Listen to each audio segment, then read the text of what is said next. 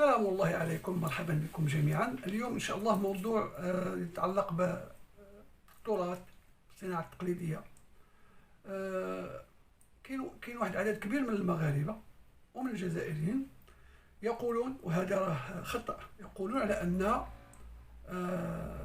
فن الخزف، صناعة الخزف الموجودة في مدينة آسي، بعض الناس يدعون على أن الأصل جاء من الجزائر، وأن الجزائريين هم اللي علموا المغاربة صناعة الخزف، وهذا خطأ شائع، وحنا غنردوا عليه باش الناس تفهم أصل الحكاية.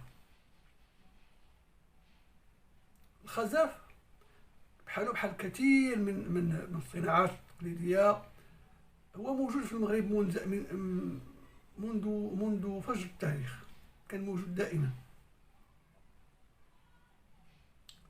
الذي وقع هو على أنه في بداية القرن العشرين الاحتلال الفرنسي في شخص الجنرال اليوطي جاب واحد الشخص، واحد الإنسان من الجزائر، وتحديدا من منطقة القبائل، كان يدعى رحمة الله عليه بوجمع العملي.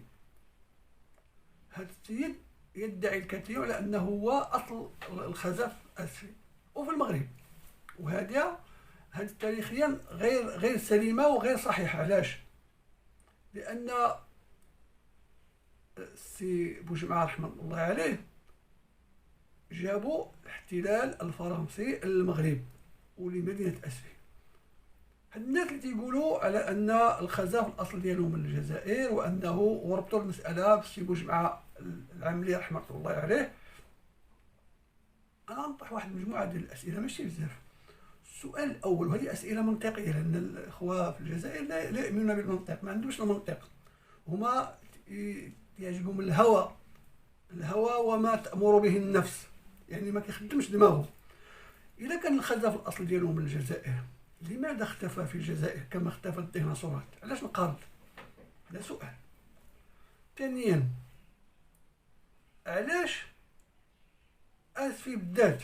علاش ما كان بما ان الجنرال اليوطي او الماريشال اليوطي هو اللي جاب سي بوجمع العملي، علاش ما داش الوجده، الفاس، المكناس، الرباط، مراكش، اكادير؟ علاش بالتحديد آسفي؟ السؤال الثالث، علاش جابوا؟ السؤال لماذا جاء الجنرال اليوطي بوجمع العملي رحمه الله عليه، علاش جابوه للمغرب؟ هذه ديال الاسئله. السؤال الاول اللي هو خصكم تجاوبوني عليه، بما انه الخزف الاصل ديالو من الجزائر، علاش نقارن في الجزائر؟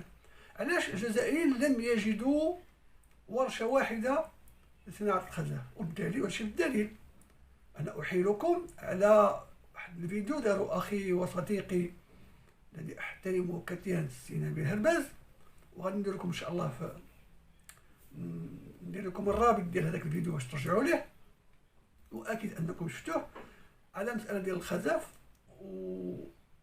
ووجد على أن هناك برنامج دارته قناة جزائرية حول الخزف في الجزائر، ولم تجد، وهذه القناة ما لقات حتى شي ورشة ولا شي صانع ديال الخزف في الجزائر، لأنه لا يعقل أن الأصل أن شي حاجة تنقرض. دابا البيتزا الأصل ديالها من إيطاليا، ولكن ما انقرضتش من إيطاليا، باقا فيها. أي حاجة كتبقى في أصلها. علاش كاين في المغرب وما كاين؟ بحال القطان، بحال واحد المجموعة ديال الأمور التي يدعي الجزائريون على أنها جزائرية، ولكن لا يعقل أنها تنقرض من البلاد وتلقاها في بلدان أخرى. الشيء غريب. قلت لماذا انقرضت في الجزائر؟ أعطيتكم مثال بالفيديو، وغادي ندير لكم في التعليقات باش تشوفوه، ديال أخي وصديقي نبيل هرباز. وهذا الفيديو هو فضيحة للإعلام الجزائري. الإعلام الجزائري الذي لم يجد ورشة واحدة في الجزائر ليتحدث عن صناعة الخزف التي في الجزائر، وما لقاش ورشة، يعني الكذب البواح. اشنو دار هاد القناه الجزائريه؟ سقط واحد الفيديو اللي هو عباره عن برنامج دارته قناه الشرقيه العراقيه حول الخزف في المغرب، حيدت اللوغو ديال القناه الشرقيه، وتبنت كل ما جاء في الفيديو على انه في الجزائر. هذه قمه الوقاحه وقمه قله الادب ومنتهى الحقاره ان تسرق شيئا. اولا سرقتوا الفيديو ماشي ديالكم، وسرقتوا صناعه مش ديالكم. هذا الفيديو غادي تشوفوا. اذا السؤال الفلسفي: كيف ان الخزف اصله من الجزائر وانقرض في الجزائر؟ هذا سؤال خصكم تجاوبوا عليه. الجواب الثاني: لماذا اسفي؟ بما ان هاد الجنرال بغى يجيب صناعه الخزف من الجزائر ويحطها في المغرب، علاش اسفي؟ علاش ما جابش لوجده وهي اقرب؟ وجده ولا فاس هي اقرب، ولا مكناس، ولا مراكش؟ علاش تال اسفي؟ علاش؟ انا نجاوب: لان اسفي اصلا كانت فيها صناعه الخزف منذ قرون، وغنرجع لهذا الموضوع. المساله الثانيه اللي هي السؤال الثاني اللي هو مرتبط بالسؤال الاول: لماذا قام الجنرال اليوطي باستقدام بوجمعة العمري رحمة الله عليه إلى المغرب وإلى آسفي تحديدا من أجل تطوير صناعة الخزف؟ مسألة بسيطة جدا. الخزف لم يكن موجودا في الجزائر. علاش لماذا اليوطي جاب هذا السيد؟ لسبب بسيط، هو أن السي بوجمعة كان خريج معهد متخصص فاش في الفنون الجميله. تخرج من قرا في الجزائر وقرا في فرنسا في المعهد ديال السيراميك في باريس.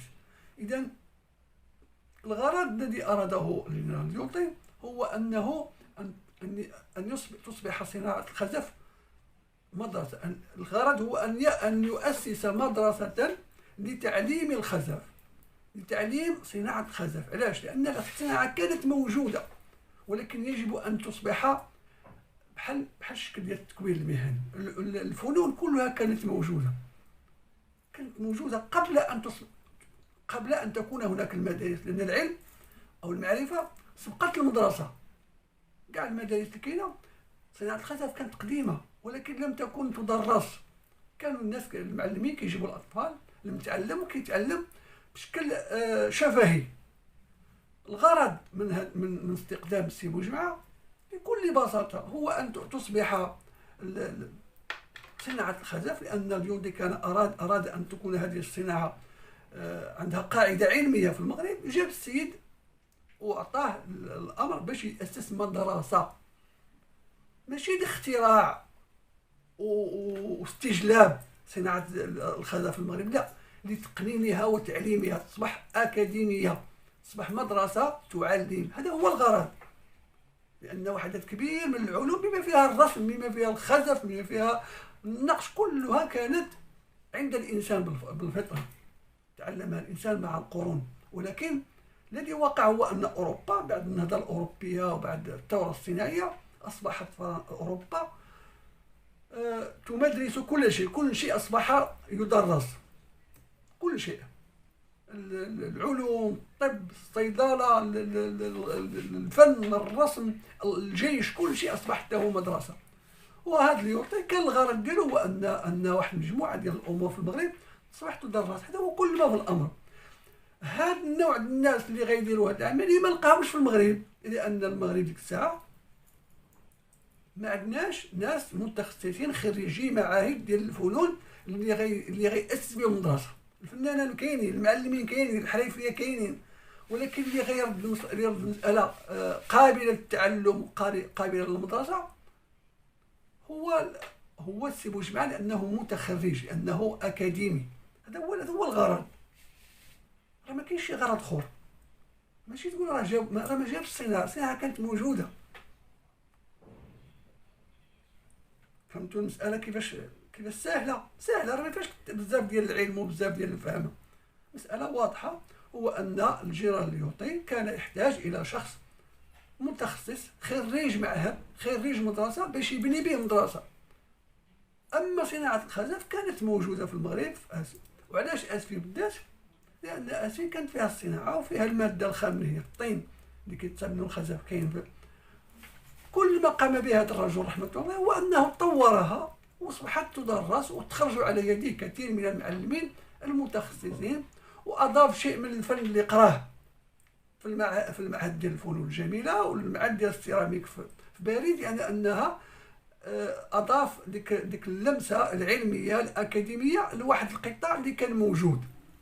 هذا كل ما في الامر انه الخزف لم ياتنا من الجزائر، كان موجودا في المغرب وظل موجودا في المغرب، والدليل على انه غير موجود في الجزائر بكل بساطه بلا ما نكثروا الهضره. اظن ان المساله واضحه جدا، ما فيها ليس فيها لبس. عود على بدء مساله اخرى باش نوضح لكم علاش، لان هذا الجنرال اليوطي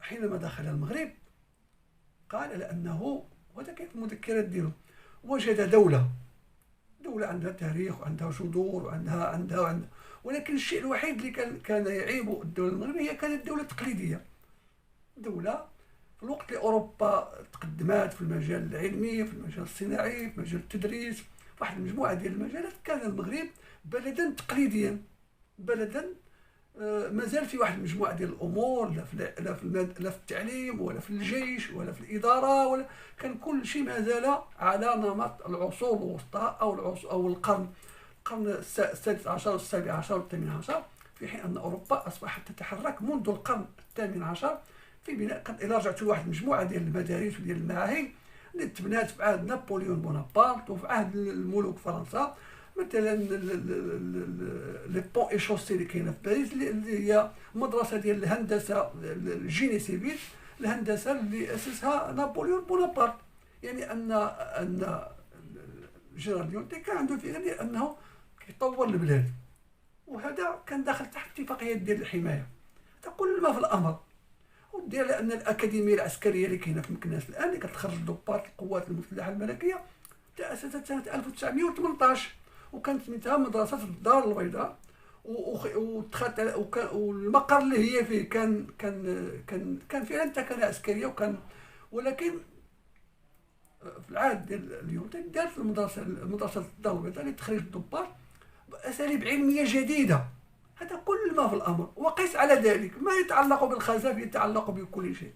إذن المسألة واضحة، لا تحتاج إلى كثير من الشرح. أتمنى أن أكون قد أوصلت الفكرة. شكرا.